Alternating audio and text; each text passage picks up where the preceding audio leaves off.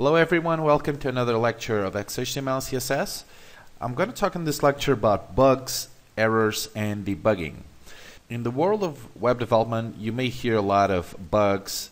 Bugs means errors in your code. So if you create something or you create a website and it doesn't work, it's because it has a bug and you have to find it.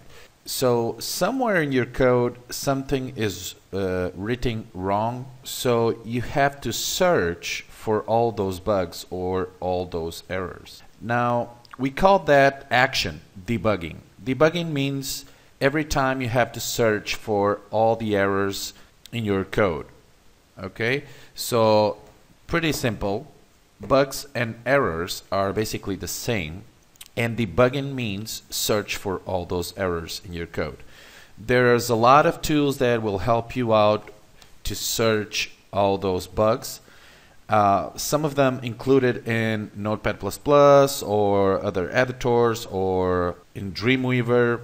And some of them are just extras or plugins that you can apply and download for free on the web. But I will let you know about all those features or plugins for debugging later on this course when we get to JavaScript and PHP, which are basically advanced programming languages, and where you have a lot of code and it's going to be very hard to search for errors or bugs if you don't have a really good tool to debugging. Okay, so this is all for now and see you guys in the next lecture. Bye.